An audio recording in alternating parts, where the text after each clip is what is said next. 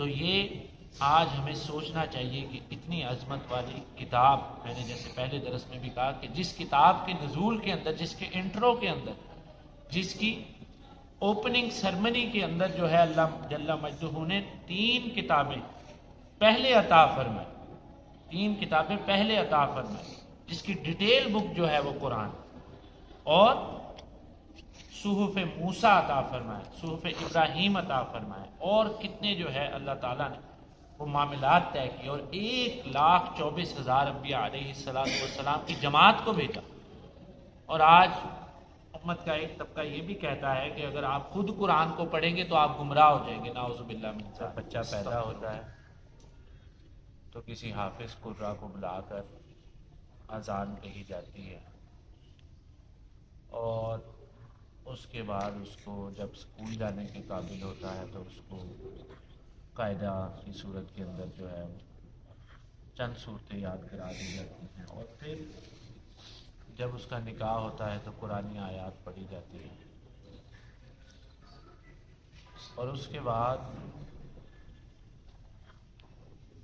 جب وہ مر جاتا ہے، جب سلسلہ ختم ہو جاتا ہے، تو تب جو ہے نماز جنازہ پڑھا جاتا ہے، اور خود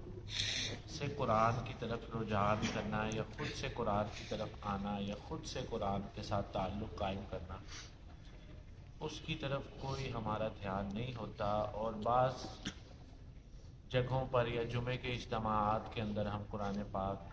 وعظ اور نصیحت کی صورت میں سنتے ہیں، جو علماء کرام الحمدللہ کرواتے ہیں، اور دعوت اور تبلیغ کا سلسلہ جو ہے وہ ہم فضائل قرآن کے ساتھ کرتے ہیں، یعنی کہ فضائل کیا ہیں، اس عمل کی کیا فضیلت ہے اور اس عمل کی کیا فضیلت ہے، جو نص قرآن ہے، جو حقیقی بیان ہے، اس سے ہمارا تعلق پھر بھی اس طرح سے نہیں جڑتا جس طرح کے جڑنے کا حق ہونا چاہیے۔ اور اب اسی ضمن کے اندر پھر تلاوت کلام پاک میں میں نے ایک بات کہی تھی کہ ہم لوگ اپنے بچوں کو حفظ کراتے ہیں قرآن پاک، اس کے اندر یا نماز کے اندر پڑھا جانے والا قرآن جو ہے وہ آپ متواتر طور پر تلاوت کی صورت میں پڑھتے ہیں۔ آپ نے تلاوت کی انا انزلناہ فی لیلۃ القدر وما ادراک ما لیلۃ القدر لیلۃ القدر خیر من الف شہر، لیکن آپ کو پتہ نہ چلا کہ یہ آیات کیا ہیں، کب نازل ہوئی، اور اس میں اللہ جل مجدہ جو ہے وہ کیا فرما رہا ہے۔ اور اسی وجہ سے ہمارے اندر پھر روابط کا اختلاف آ رہا ہے، کیونکہ زن اور گمان کو ہم پختہ سمجھ کے اور اس کی اتباع کے اندر نکل کے جو ہے یہ فرقہ واریت کی یہ ابتدا ہے کہ کسی نے زن کر لیا کہ یہی نہیں کی ہے تو وہ اس چیز کے پیچھے چل پڑا، اور دوسرے نے گمان کر لیا کہ نہیں شاید یہ نہیں کی ہے، وہ اس چیز کے اوپر چل پڑا، اور اسی طرح پھر تفرقات پیدا ہوئے امت کے اندر۔ اور آج امت کا حال یہ ہے کہ امت کو قرآن پاک فرقان حمید کے ساتھ لا تعلقی ہو گئی، اور دنیا میں الحمدللہ کم و بیش مسلمان ممالک جو ڈکلیئرڈ ہیں وہ 55 سے 60 کے قریب، 55 سے 60 ممالک وہ ہیں جو کہتے ہیں کہ اسلام جو ہے وہ ہمارا مذہب ہے، لیکن ان میں سے ایک ملک بھی ایسا نہیں ہے کہ جس میں اسلامی قانون کا نفاذ کیا گیا یا قرآن کے تحت جو ہے وہ سزاؤں کا سلسلہ کیا گیا، یا قرآنی تعلیمات کے اوپر رہتے ہوئے جو ہے وہ سیاست کا سلسلہ تھا۔ اور ہم نے سیاست کو جو ہے وہ قرآن سے دور سمجھا اور دین سے دور سمجھا اور ایک علیحدہ شعبہ سمجھا، جبکہ بہترین سیاستدار ہمارے خلیفہ دوم سیدنا عمر فاروق رضی اللہ تعالی عنہ کی مثالیں ہمارے سامنے موجود ہیں، اور خود رسول کائنات صلی اللہ تعالی علیہ وسلم، اور اس کے ساتھ ساتھ باقی صحابہ اکرام، اور اس تفصیل میں نہیں جانا چاہتا کیونکہ تعارف قرآن جو ہے وہ بتانا میرا مقصد ہے ابھی شروع کی نشستوں کے اندر۔ اب دیکھیے کہ قرآن کو ہم نے تو اس طرح سے چھوڑ دیا. سورہ بقرہ کی ایک آیت کا مفہوم ہے جس میں اللہ جل مجدہ فرماتا ہے کہ انہوں نے ہماری کتاب کو جو ہے وہ پیٹھ کے پیچھے ڈال دیا اور گدھوں کی طرح یہ چلتے جا رہے ہیں. اب اگر آپ ڈاکٹریٹ کی یا کسی اور علم کی یا کسی ذہانت کی کتابیں یا مشینری کسی گدھے کے اوپر لاد دیں گے تو وہ گدھا بس اس کو لے لے کر چلے گا. اس کا علم، اس کا فیض، اس کی حقیقت کو نہیں وہ جان سکتا. تو جن لوگوں نے قرآن کو چھوڑا ان کی مثال جو ہے وہ گدھے کی طرح ہے کہ نہ وہ حقیقی نیکی کو پہنچے، نہ حقیقی اسلام کو پہنچے، نہ حقیقی دین کو پہنچے. اور دوسرے مقام پر جو مشہور مقام ہے جس کو علماء اکرام عموماً بیان کرتے ہیں کہ لو انزلنا ھذا القرآن علی جبل لرأیتہ خاشعا متصدعا من خشیۃ اللہ. صدق اللہ مولانا العظیم. کہ اگر ہم اس قرآن کو نازل کرتے ہیں، اب عظمت قرآن میں یہ آیت میں آج آپ کو بتانا چاہتا تھا کہ عظمت قرآن کے اندر اللہ جل مجدہ نے اس کی عظمت کا بیان یہ بتایا ہے کہ آج جس کتاب کو ہم چھوڑ چکے ہوں اور جو یاد بھی ہے وہ چند حفاظ کی صورت کے اندر ہے جو نماز تراویح میں پڑھتے ہیں، جن کو خود یہ نہیں پتہ معذرت کے ساتھ کہ وہ کیا پڑھ رہے ہیں، جن کو خود نہیں پتا کہ وہ کیا پڑھ رہے ہیں. میں کوئی نفی نہیں کر رہا حفاظ اکرام کی، میں صرف یہ بتا رہا ہوں کہ تلاوت قرآن جو ہے وہ کچھ اور ہے اور تفہم قرآن جو ہے وہ کچھ اور ہے. جیسے نماز جنازہ کے اندر پڑھا جاتا ہے، دعا پڑھی جاتی ہے مثلا کہ اللہم اغفر لحینا و میتنا و شاہدنا و غائبنا. اب آپ اس کو رٹ کر اگر اس کا ایک تلاوت کری جائے تو آپ کو نہیں پتہ چلے گا کہ آپ نے جنازے میں کیا کہا. لیکن اگر آپ کو ترجمہ اس کا پتہ ہو، اس کا تفہم پتہ ہو کہ اے اللہ تعالیٰ تو مغفرت فرما، تو ہمیں معاف فرما. حینا، دیکھیے آگے میت رکھی ہوئی ہے اور دعا کا کیا خوبصورت انداز اسلام نے سکھایا کہ پہلے اپنی مغفرت طلب کر رہا ہے. اللہ اکبر. اللہم اغفر لی پڑھیے میرے ساتھ. یہ آسان درس قرآن ہے، یہ آپ کو سکھانے کے لیے ہے اور یہ ریکارڈنگ کی بساطت تک سے جہاں تک بھی پہنچے اللہ تعالیٰ اپنے دین کی آواز کو پہنچائے. اور یہ صدقہ جاریہ کی نیت سے کیا جا رہا ہے کہ ہمارے بعد بھی اللہ تعالیٰ اس کو ہمارے اجر و ثواب کا سلسلہ بنائے. سب کہہ دیں آمین. تو اب دعا کا کیا خوبصورت طریقہ ہے کہ حینا، آگے میت ہے اور کہنے والا کہہ رہا ہے کہ حینا، اے اللہ مجھے معاف فرما. کیونکہ جب آپ استغفار کرتے ہیں تو آپ اللہ کی قربت کو اختیار کرتے ہیں، اور جب آپ گناہ کرتے ہیں، معصیت کرتے ہیں، تو آپ اللہ سے دوری کا رستہ اختیار کرتے ہیں. وَمَيِّتِنَا، پہلے آپ کی سیلف آئی اللہم اغفر لحینا، یا اللہ میری مغفرت فرما، اور جو زندہ ہیں ان کی مغفرت فرما. وَمَيِّتِنَا، اور جو مردار ہیں اور جس حاضر میت کا جنازہ پڑھا رہا ہوں اس کی بھی مغفرت فرما. وَشَاهِدِنَا، اور جو یہاں پر موجود ہیں اللہ ان کی بھی مغفرت فرما. وَغَائِبِنَا، اور جو یہاں پر غیر موجود ہیں یا اللہ ان کی بھی مغفرت فرما. وَصَغِيرِنَا وَكَبِيرِنَا وَذَكَرِنَا وَأُنثَانَا، اللہ ہمارے چھوٹوں کی مغفرت فرما، ہمارے بڑوں کی مغفرت فرما، ہمارے مردوں کی، ہمارے میل فیمیل عورتوں کی مغفرت فرما. اللہم من احییتہ منا فاحیہ علی الاسلام، اے اللہ ہم میں سے جس کو زندہ رکھی ہو اس کو اسلام کے اوپر زندہ رکھی. ومن توفیتہ منا فتوفہ علی الایمان، اور جس کو اے اللہ تو اپنے پاس بلا لے تو پاس بلانے کا وقت، انتقال کا وقت جو ہے the time of your transfer to this world and the another world، وہ جو موت کا ایک سلسلہ ہے، جو وقت ہے حالت نزا، جس کو میں نے تفصیل میں پچھلے درس قرآن میں بیان کیا، اب میں اس کی تفصیل میں نہیں جانا چاہتا. تو اس وقت جو ہے وہ ایمان کی حالت کے اندر وَلَا تَمُوتُنَّ، اور قرآن نے اس کو کہا کہ تم ہرگز دھیان رکھنا کہ موت نہ تمہیں آئے. وَأَنْتُمْ مُسْلِمُونَ، مگر کہ تم مسلمان ہی ہو. تو وہی میں عموماً کہتا رہتا ہوں اپنے دروسوں میں کہ ہم زاہد بھی ہیں، عابد بھی ہیں، اور پتہ نہیں کیا کیا ہیں ہم، اور ہم جو ہے وہ دیوبندی، بریلوی، سیفی اور مالکی اور شافی اور حنبلی اور سب کچھ ہے ہم سوائے مسلمان. کیونکہ مسلمان کی جو ہے وہ تو زبان دوسرے مسلمان کی عزت کی حفاظت کرتی ہے، مسلمان کی جو ہے وہ آنکھ دوسری کی حفاظت کرتی ہے، مسلمان جو ہے وہ تانا نہیں دیتا، مسلمان جو ہے وہ غیبت نہیں کرتا، مسلمان وہ ہے جس کو قرآن کا علم ہے، مسلمان وہ ہے جس کا اوڑھنا بھی قرآن ہے، جس کا بچھونا بھی قرآن ہے، جس کی زندگی بھی قرآن ہے، جس کا مرنا بھی قرآن ہے۔ تو آج ہم قرآن کو ہٹا کے باقی سب کچھ ہیں۔ تو اب یہاں پر اللہ جل مجدہ نے عظمت قرآن کے اندر فرمایا کہ لو انزلنا ھذا القرآن علی، آج کی جو ہماری آیت درس قرآن میں ھذا القرآن علی جبل لرأیتہ خاشعا متصدعا۔ اب ایک طرف یہ دیکھیے کہ اللہ جل مجدہ فرما رہا ہے کہ اگر میں اپنے اس قرآن کو، میں نے پہلے درس میں کہا تھا، شاید آپ کو یاد ہو، کہ قرآن جو ہے وہ اللہ تعالیٰ کی تخلیقات میں نہیں ہے، قرآن جو ہے وہ مخلوقات اللہ نہیں ہے، وہ اللہ کی تخلیق نہیں ہے، وہ تجلیات اللہ ہے۔ وہ کیا ہے؟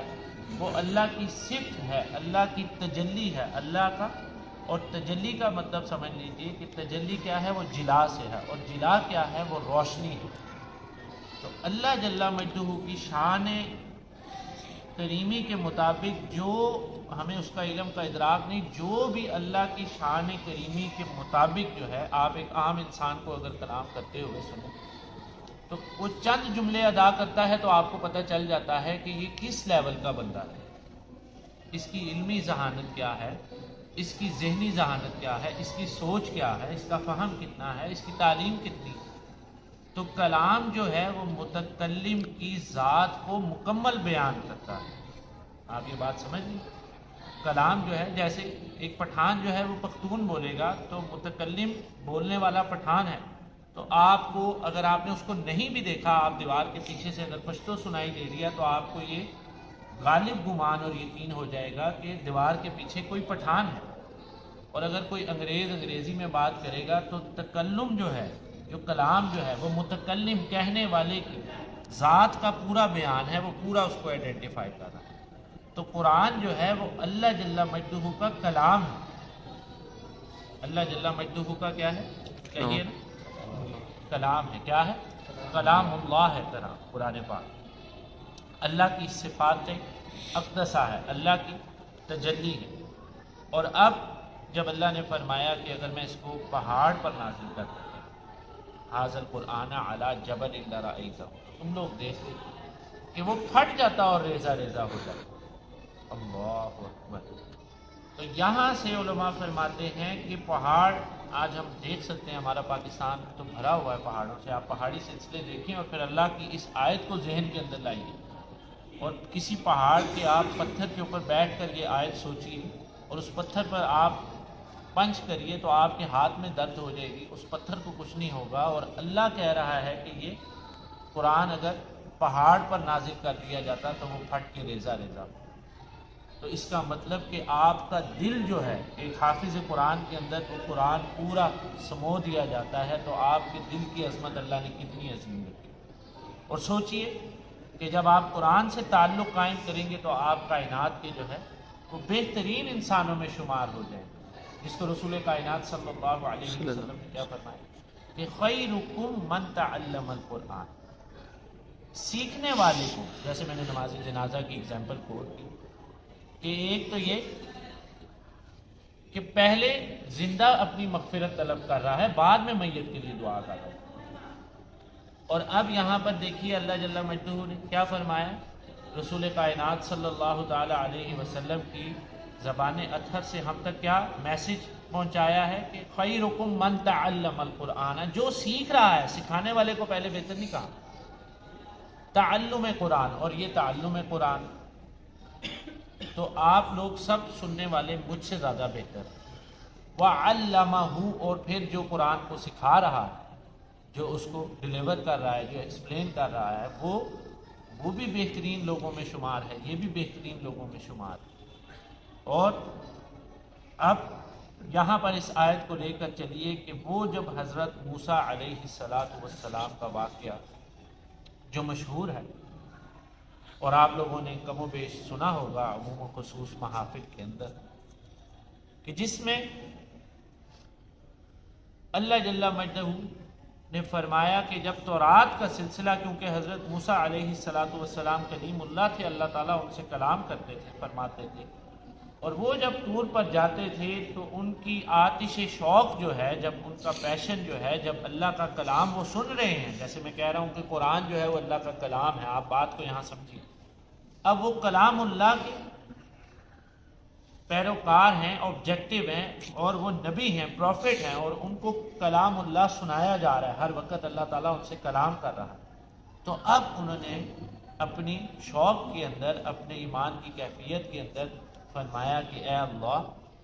مجھے جو ہے آپ اپنا دیدار مبارک بھی عطا فرمائیں۔ کہ جب موسیٰ علیہ السلام نے فرمایا، کیونکہ وہ آتش شوق جو ہے وہ بھڑکی اور کہا کہ میں آپ کو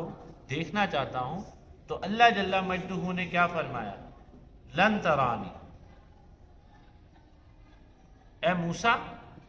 تو ہرگز مجھے دیکھ نہیں سکتا، لیکن یہ نہیں فرمایا کہ مجھے دیکھا نہیں جا سکتا۔ وَلَٰكِنِ انظُرْ إِلَى الْجَبَلِ فَإِنِ اسْتَقَرَّ مَكَانَهُ فَسَوْفَ تَرَانِي۔ آج ہمیں قرآن پتہ نہیں، تو اس وجہ سے ہمیں یہ مسائل بھی نہیں پتہ۔ ہم آیت بھی آدھی جو ہے وہ پڑھتے ہیں، اور ہم آیت بھی آدھی اپنی دکانوں کے اوپر بھی آدھی آیتیں لکھواتے ہیں ہم، اور پھر اس آدھی آیت کو فالو کرتے ہیں، اس سے آدھے ہاف اینڈ ہاف ذہن سے اس کو فالو بھی کرتے ہیں، تو وہ پھر ایک نیا سیٹ نکل جاتا ہے دین کے اندر، ایک نیا جو ہے گمراہی طلب جو ہے وہ فتنہ بن کے ایک فرقہ جو ہے وہ رونما ہو جاتا ہے۔ تو اب کیا فرمایا گیا کہ فَإِنِ اسْتَقَرَّ مَكَانَهُ، اگر یہ طور کا پہاڑ جو ہے یہ اپنے قدموں پہ رہا، اگر یہ برداشت کر گیا، اگر اس نے ریزسٹنس شو کر لی، تو پھر جو ہے فَسَوْفَ تَرَانِی، تو بھی مجھے دیکھنے کے قابل۔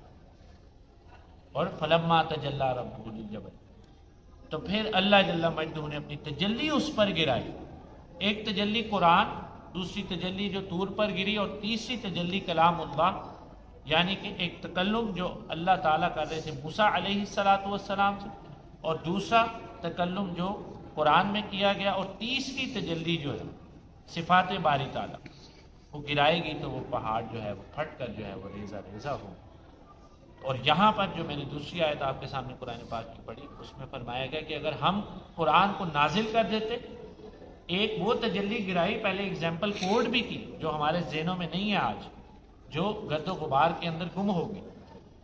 وہ اگزامپل کوڈ کر کے دکھایا، پہاڑ کے اوپر اٹسیلف کر کے دکھایا، اور وہ پہاڑ جو ہے وہ ریزہ ریزہ ہو۔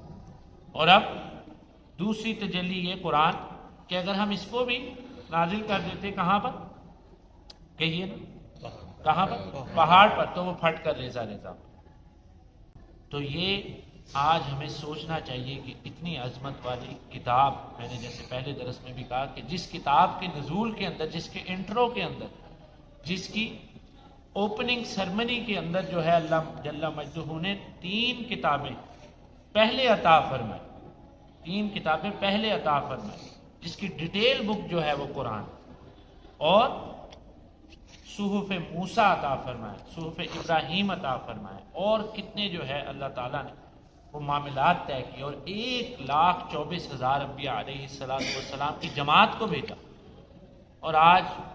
امت کا ایک طبقہ یہ بھی کہتا ہے کہ اگر آپ خود قرآن کو پڑھیں گے تو آپ گمراہ ہو جائیں گے، نعوذ باللہ من ذالک، استغفر اللہ۔ تو پھر ہدایت والی کتاب کہاں پہ ہے؟ اگر خود ہم پڑھ کے گمراہ ہو جائیں گے تو پھر ہدایت والی کتاب کون سی؟ اور اللہ جل مجدہ فرما رہا ہے، ہم کہنے والوں کی باتیں سن رہے ہیں لیکن اللہ کی بات نہیں سن رہے۔ اللہ فرما رہا ہے کہ یسرنا القرآن للذکر، اللہ تعالیٰ ایوری سنگل بندے کو دعوت دے رہا ہے، اللہ تعالیٰ ہر ایک انسان کو کہہ رہا ہے کہ ہم نے اس قرآن کو آسان کیا ہے، اس قرآن کو کیا کیا ہے؟ آسان کیا ہے۔ اب ہے کوئی تم میں سے؟ فحل میں، یہ کوشچن ہے، اب کوئی ہے تم میں سے مدکر جو آ کر نصیحت حاصل کر لے؟ آج کے لیے اتنا ہی، اور کوشش کریں کہ ہم قرآن کے ساتھ تعلق جوڑ لیں، کیونکہ جو میں نے پچھلے درس کے اندر بات کہی کہ آپ کی زندگی جو ہے وہ ماں کے پیٹ کے اندر، پھر دہرا لیتا ہوں تاکہ آپ کو یاد ہو جائے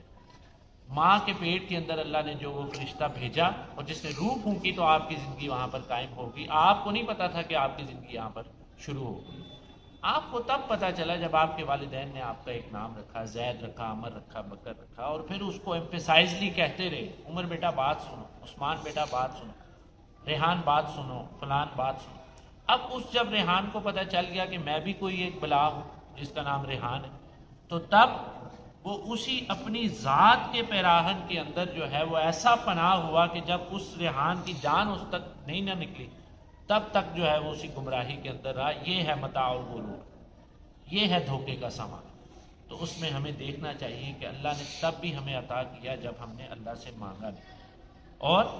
تب بھی اللہ تعالیٰ نے بلسان و شفتین, اللہ تعالیٰ نے ہمیں جو ہے وہ ہونٹ بھی دے دیے, زبانیں بھی دے دی, اور آنکھیں بھی دے دی, اور دنیا میں آنے کا رستہ بھی دے دیا, اور اس کو استوار بھی کر دیا, اور ہماری سانس کا ٹینیور بھی قائم کیا, اور دنیا کے ٹیمپریچر زون کے ساتھ جو ہے وہ بھی ہمیں ریلیٹ کیا, اور ہم دنیا کے اندر آ گئے, اور ساری دنیا اللہ تعالیٰ نے ہمارے قدموں میں لا کر رکھ دی, لیکن ہمیں اللہ تعالیٰ نے رکھا تھا اپنے لیے, اور ہم جو ہیں وہ اللہ کے راستے سے گمراہ ہو گئے. اور تان اور تشنیع کے اندر آج ہمارا معاشرہ برباد ہو رہا ہے. یہ سوشل میڈیا کے تھرو بھی جو ہے وہ ہم شیئر کر کے مذاق اڑاتے ہیں اور تمسخر لیتے ہیں, اور جو ہے وہ چسکا لیتے ہیں کسی کے عیب کو پھیلانے کے لیے, اور یہ بدترین گناہ ہے. الغیبت اشد من الزنا. تو آپ نے کسی کا عیب بھی اگر شیئر کر رہے ہیں بار بار تو بچیے اس کام سے بھی آپ, اور